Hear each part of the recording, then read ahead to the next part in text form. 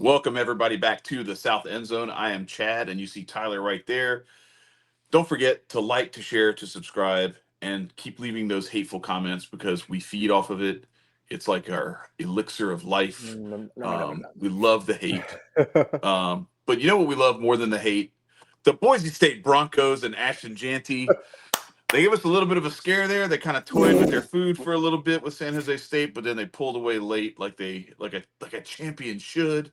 I don't think they're ranked 13th anymore. We'll find out as the rankings come out for the CFP. But Boise State 42-21 winners over San Jose State, and Ashton Janty another 3 touchdowns, another, I don't know, 200 yards rushing or whatever it was. The dude is a monster, and I just hope they can get him, like, I don't know, 400 yards a game for the next couple of games so that he can make a real run at Barry Sanders' record. Oh shoot! But it was a great win for them. So they keep the truck moving. I told you about this one, Tyler. Tulane is for real. Navy is Listen. not. I just listen. I just call it how it is, and that you just hate the troops, and that's all I said. I never said that. Like you. You never said my take was wrong. I just said that you hate the troops. That's all I'm saying. And I don't. But Navy's not a good football team, and so Tulane exposed them and showed them that 35-0. Clemson almost got exposed, but they found a Oh my way. I God. don't know what the deal is with Eli Holstein, but he just kind of fell off. They're doing the LSU. Pittsburgh is doing the LSU routine, which is look like they're going to win their conference 3 weeks ago, and then just crap the bed 3 weeks in a row and fumble it away. They were going to win this game. They were. And they were going to win this game, and then Klubnik has like a 50-yard touchdon run with less than a minute left. Mm-hmm. Like they should have won this game. They were winning this game, and then they weren't. like I don't know, man. Like So now the big question becomes, like, who's going to be in the ACC championship game? Is it going to be SMU and Clemson, SMU and Miami, Clemson and Miami? SMU, Miami. I don't even know where the ACC standings I don't even know where the ACC standings are at right now. Yeah, well, let's we could actually do the little conference predictor thing for that one and see real quick. Let's see what we'll not do the SEC this time. We will go with the ACC. Yuck.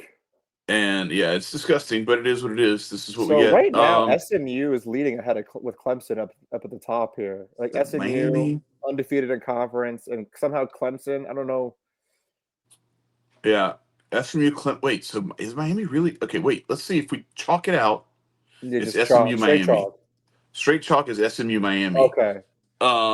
It's because Miami. So Clemson's done. Clemson's played more games. That's why. It's because Clemson is 7-1 in conference. Yeah. Miami still has 2 more games. They're done. So Miami would have to lose one of these last two to Wake Forest or Syracuse. Like, what? This is who you have to play? Y'all are a fraud. This is why you're a fraud. Like, you have nobody on your schedule. Your whole schedule is trash, Miami. This is what we're talking about. Like, I realize LSU has crapped the bed, but like, you really look at it. Alabama, Texas A&M, yes, a narrow victory against Ole Miss, beat a really good South Carolina team on the road, then lost on the road to a Florida team that hasn't been good, but has been playing a lot better lately. You saw what they gave Georgia a little run for their money when DJ Lagway was healthy. Then he missed the game against Texas, and that's when they got the doors beaten off of him. Which I think if he misses the game against LSU, we win that game. If he plays against Texas, I don't know how that game goes. Yeah, to be perfectly honest, because they were that kid from Yale was just throwing the ball to Texas left and right. Yeah. Then you go back, and if you look at how Miami played against Florida earlier in the year, that was with Graham Mertz at quarterback. So anyway, I get it. We suck. The thing is, okay, you beat Florida and we didn't. Cool. But we're not ranked in the top 10. You are, and I'm telling you shouldn't be because you're a fraud. Anyway, dude, listen, Miami. Oh, sorry. I was going to say one thing. Talking about Miami, not you, Tyler. Miami's a fraud. Miami's a fraud. Miami's a fraud. You want to talk about Colorado's not a fraud, though. Louisville took them to the wire, and we're talking about how we're going to talk about this real quick. Yes. We're talking This about was coming This is up. the team. Okay. Well, hold Let's on. just do it now. Just do it now. Okay, Let's we'll just do it now. We'll do it just now. do it now. Okay. Yeah. Okay. Miami. You mean to tell me Miami had to that get bailed out you? against this Louisville team with an overturned scoop and score touchdown Yeah. for Who Louisville this that would have Louisville tied the team just game. coughed it up to what is Stanford's record? 3-7. 3-7. Well, not anymore. I think they were three and Well, six. They were 2-7. Now they're 3-7. okay, Yeah. so they just coughed it up. Louisville with the lead, Yeah. 35-28. 4th and 1. Stanford with the ball on the Louisville 25. Chucks one up in the end zone, touchdown. Then Louisville, 1st and 10, can't go anywhere, turns the ball over. Then Stanford tries to attempt a 57-yard field goal. Louisville rusher is a mile offside, literally turning around and looking at the offensive line and trying to get back, and then makes it a 52-yard field goal, and Stanford cans it. Like, that's the team that took Miami to the brink. Yeah. Yeah. Well, there are a lot of teams that took Miami to the brink. Virginia Tech took them to the brink. Cal took them to the brink. I mean, I'm waiting for Wake Forest to do it this weekend, but we'll get into that a little bit later on. Colorado, Utah. This one was a little bit closer early on, and then Colorado just started pulling away late.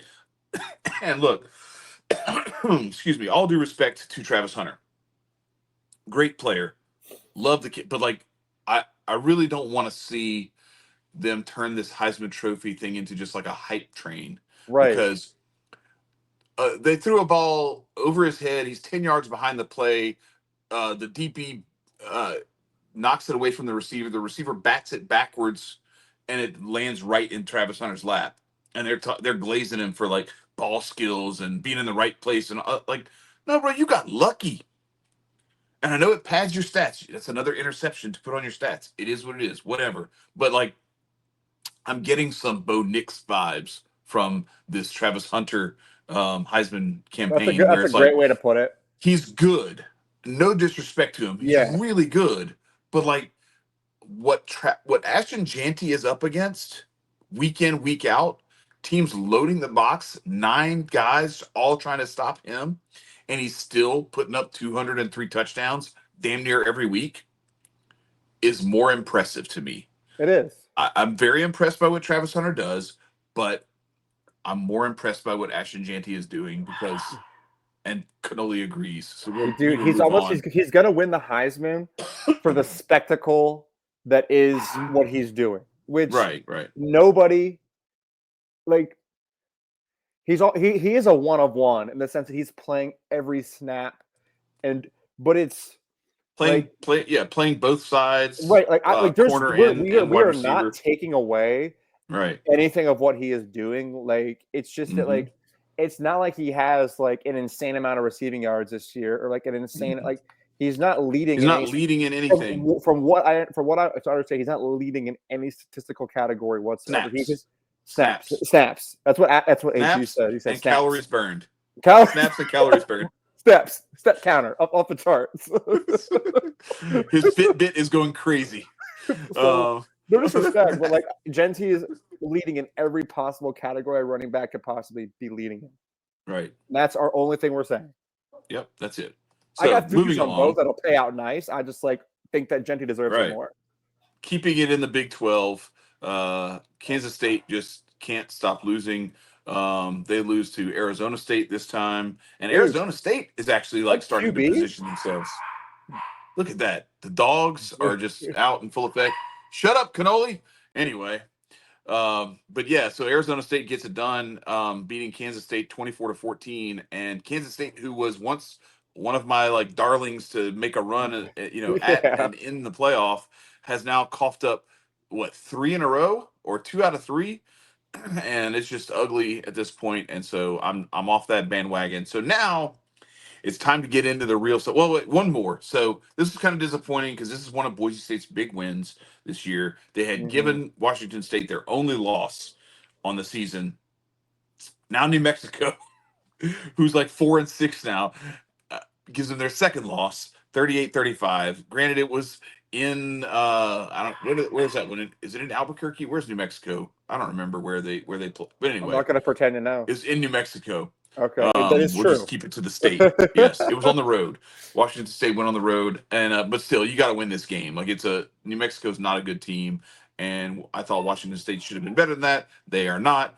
But now it's time to get into the real nitty gritty because we've talked about it. It's no fraud November. Everybody's on upset watch as we get closer to the playoff, and Oregon got taken to the brink by a playing much better, but a not very good Wisconsin team. A Wisconsin team that has a lot of losses on that record and some ugly ones too. And they were close. It was real close. Granted, it took some Oregon turnovers early, but it took some Wisconsin turnovers late to get Oregon this victory. They went at 16-13 on the road. It was hopping. They were jumping around. They were jumping Um, around. but they didn't have enough to get it done. They They're couldn't move the ball lucky offensively. that, yeah, they said they're lucky that that Wisconsin can't generate much of an offense. Like, or this, like, they had the opportunities. They just quite Mhm. literally don't have an offense to capitalize on said opportunities. So Right. it literally was got to be a field goal off or nothing. Like, that's all they could really Right. get into with Oregon. But listen, I mean, Oregon still snuck out of what was very much a trap game with a Yeah. W, and they wins Yep. a win's a win's a win. At the end of the Right. day, when you're the number one team in the country, they're still undefeated. So what can you say? No, this is one of those that, yeah, like you said, at the end of the You day, got to win these too. if Like, you don't win that game, then it's a blemish. If you win the game, nobody really dings you for it because you still have that win against Ohio State, and you're going to get a chance to prove yourself again in the Big Ten championship.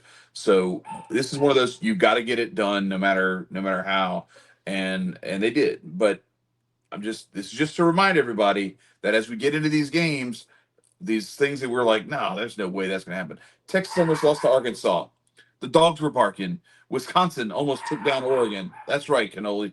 And so he's not going to shut up. So I'm just going to embrace it at this point. But who was barking were the Kansas Jayhawks, who took down number 6 BYU and effectively eliminated them from the playoff.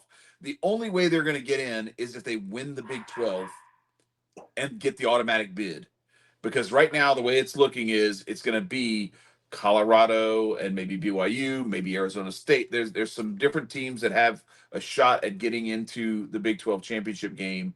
BYU is one of them, so they're not completely eliminated yet, but the chances of them getting into the playoff as an at large, if they just go lose the Big 12 championship game, or maybe getting a bye from going undefeated and winning the Big 12 championship game, that's out. mhm, BYU is dude, now like on the brink of yeah. elimination from the playoffs completely because they can't lose again.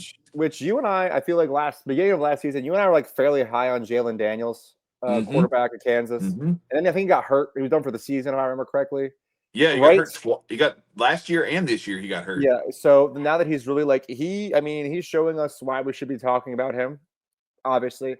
And I heard, this Kansas is playing Grim Reaper of the Big 12 because then they host Colorado coming up this weekend. Yeah, we're gonna get into that in our Like, in our preview episode a little bit later on this week. But yeah, yeah, they've got Colorado and they're hosting. So Lawrence is gonna be hopping because Rock they're Chalk. It's that's a big game, and they're I think they're smelling blood in the water. They've got for that, like you sure. said, they're the Grim Reaper. Yeah, that What's right now that? in the Big 12, they are, like you said, what you just said, blood in the water. Like Kansas is playing spoiler alert, everybody right now. The Mm-hmm. Big 12 Mm-hmm. is it's so funny because the Big 12 is just as murky as the SEC. It's just worse. It's just way, Simultaneous. yeah. It's just like It's like worse. their whole conference starts at Missouri, Yeah, and right.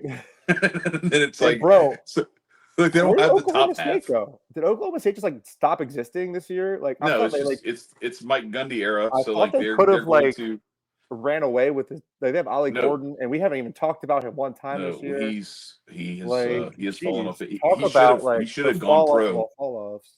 You Ollie think? Gordon should have gone pro and not Yeah, come back this year because yeah, that has been a huge mistake. But I mean, it is what it is. yeah.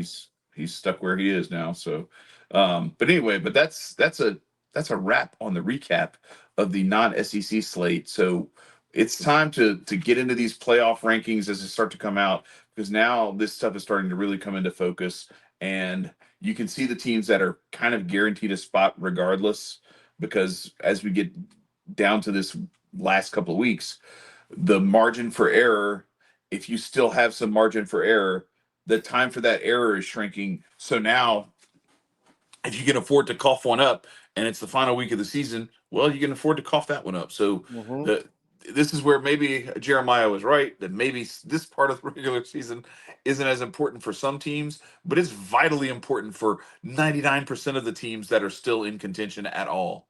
So it becomes a big deal. And like you said, like Kansas, a team like Kansas getting that opportunity to play spoiler, they get to do it for so many teams, because now it's not just one or two, it's like four different teams in the Big 12 that have a chance at making it, and they seem to all have to play Kansas down the stretch. So it's crazy. But we are going to come back and do a preview episode as we get into week 13 and the college season really starts to come to a point where we're really starting to see who's for real, who's not, and maybe a few little rising stars that are kind of shaking off some of the rust that they had earlier on.